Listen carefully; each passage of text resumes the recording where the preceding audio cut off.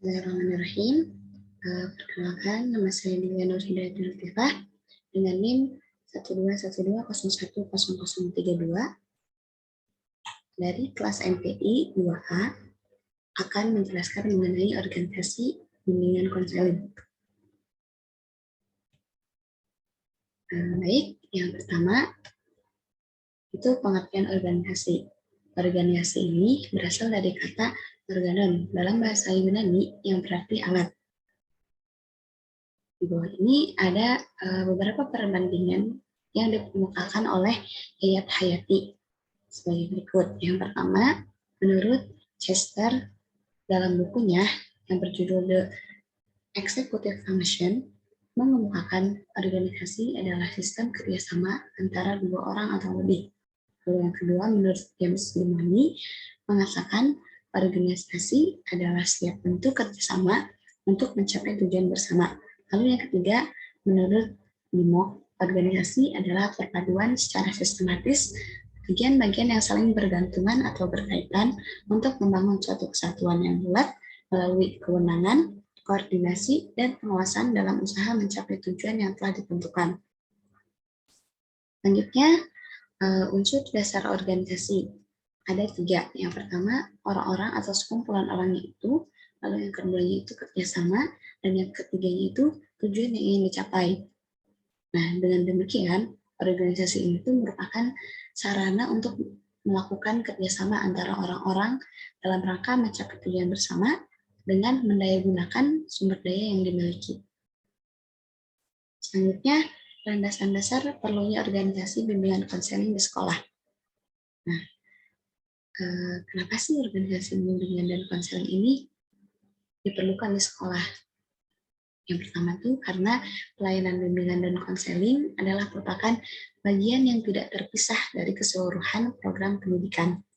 Lalu yang kedua, pembinaan bimbingan dan konseling di sekolah ada pada kepala sekolah sebagai administrator sekolah yang memegang peranan kunci. Lalu yang ketiga, tanggung jawab langsung dalam melaksanakan layanan bimbingan konseling di sekolah hendaknya dilimpahkan kepada staf yang berwenang yang memiliki persyaratan tertentu, baik waktu yang cukup untuk baik dalam segi pendidikan formal, sifat, sikap dan kepribadian, keterampilan dan pengalaman, serta waktu yang cukup untuk melaksanakan tugas. Lalu yang keempat, program bimbingan merupakan suatu bentuk kegiatan yang cukup luas bidang geraknya. Lalu yang kelima, program layanan bimbingan di sekolah hendaknya perlu dievaluasi untuk mengetahui efektivitas dan efisien program.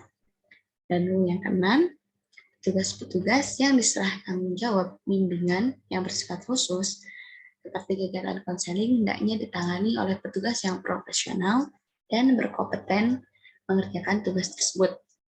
Lalu yang ketujuh, petugas bimbingan dan seluruh staf pelaksanaan bimbingan mutlak perlu diberikan latihan dalam jabatan. Lalu selanjutnya ada dasar-dasar prinsip-prinsip organisasi bimbingan dan konseling.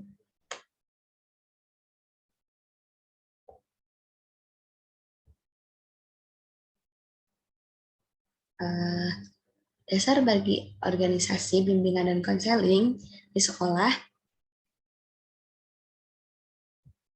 Dasar bagi organisasi bimbingan dan konseling di sekolah adalah adanya kesepakatan bersama baik guru yang menerapkan konselor, guru mata pelajaran, wali kelas maupun kepala sekolah. Atas dasar kesepakatan itu, pengelolaan dan penyelenggaraan bimbingan dan konseling dapat melibatkan semua pihak yang ada di sekolah sebagai sumber organisasi.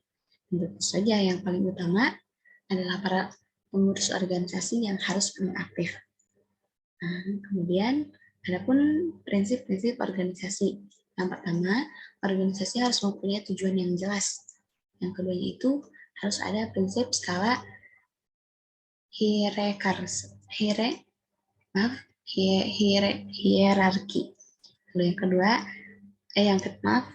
Lalu yang ketiga, memiliki prinsip kesatuan pemerintah. Lalu yang keempat, prinsip pendelegasian wewenang. Lalu yang kelima, prinsip pembagian pekerjaan. Yang keenam, prinsip rentang pengendalian. Yang ketujuh, prinsip fungsional. Yang kedelapan, prinsip pemisahan. Yang kesembilan, prinsip keseimbangan. Yang kesepuluh, prinsip fleksibilitas. Yang kesebelas, prinsip kepemimpinan. Selanjutnya, pola dan struktur organisasi bimbingan dan konseling. Menurut Anas Salahuddin, struktur organisasi pada setiap satuan pendidikan hendaknya memperhatikan hal-hal berikut ini. Yang pertama, strukturnya itu harus menyeluruh, sederhana, luas dan terbuka, menjamin berlangsungnya kerjasama sehingga semua unsur dapat saling menunjang, dan menjamin terlaksananya pengawasan, penilaian, dan upaya tindak lanjut. Adapun struktur organisasinya itu, yang pertama kepala sekolah atau wakil kepala sekolahnya, lalu yang kedua ada koordinator bimbingan atau guru pembina ekstrakurikuler, lalu yang ketiga guru mata pelajaran atau pelatih ekstrakurikuler, lalu yang keempat wali kelas atau guru pembina, lalu yang kelima siswa, yang keenam tata usaha, yang ketujuh komite sekolah, yang kedelapan tenaga ahli atau instansi terkait. Selanjutnya, mekanisme kerja organisasi. Untuk guru mata pelajaran, mekanisme itu dapat berupa daftar nilai, laporan observasi, dan catatan anekdot. Untuk wali kelas, daftar nilai, angket siswa, angket orang tua, laporan observasi siswa, catatan anekdot, catatan kunjungan rumah, dan catatan wawancara. Dan untuk pembimbing khusus, ada kartu akademis, catatan konseling, data psikotes, catatan pembahasan kasus, buku penghubung untuk sekolah dan orang tua siswa tentang anak. Yang keempatnya itu untuk kepala sekolah, yaitu rapat periodik guru pembimbing khusus yang dilakukan setiap bulan, dan melaporkan kegiatan bimbingan konseling, lalu laporan tentang kelengkapannya. Selanjutnya ada pola penanganan siswa berkebutuhan khusus. Dalam hal ini, guru pembimbing khusus bertugas menangani masalah anak berkebutuhan khusus tersebut melalui serangkaian observasi, wawancara, dan informasi dari sejumlah sumber data. Selanjutnya, guru pembimbing khusus melakukan intervensi dan penyelesaian secara kontinu, terpadu, dan konsisten sampai dengan si anak yang berkebutuhan tersebut berubah sesuai dengan yang diharapkan. Selanjutnya ada sarana dan prasarana. Maaf.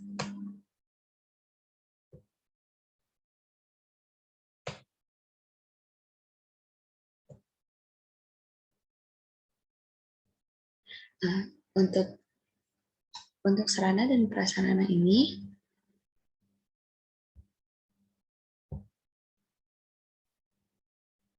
sarana yang diperlukan untuk menunjang layanan bimbingan konseling adalah yang pertama, alat pengumpulan data, seperti format-format, pedoman observasi, pedoman wawancara, angket, catatan harian, dan lain-lain. Lalu yang kedua ada alat penyimpanan data, seperti kartu pribadi, folder khusus, buku pribadi, medical report, dan sebagainya. Yang ketiga, perlengkapan teknis seperti buku pedoman atau petunjuk bimbingan konseling, buku informasi pribadi, sosial, pendidikan, dan karir, paket bimbingan pribadi, dan yang keempat, perlengkapan administrasi seperti belangko surat, agenda surat, APK, dan sebagainya. Nah, dan prasarananya itu yang pertama ruang bimbingan. Terdiri seperti ruang tamu, ruang konsultasi, ruang diskusi, ruang dokumentasi, dan sebagainya. Lalu yang keduanya itu ada anggaran biaya untuk menunjang kegiatan layanan bimbingan konseling, seperti anggaran biaya yang diperlukan dokumentasi, observasi, surat menyurat, pembelian alat-alat, dan sebagainya. Lalu yang terakhirnya itu ada kerjasama layanan bimbingan yang efektif, tidak mungkin terlaksana dengan baik tanpa adanya kerjasama guru pembimbing khusus dengan pihak-pihak yang terkait di dalam maupun di luar sekolah. Mungkin cukup sekian yang dapat saya sampaikan. Mohon maaf apabila banyak kesalahan. Terima kasih.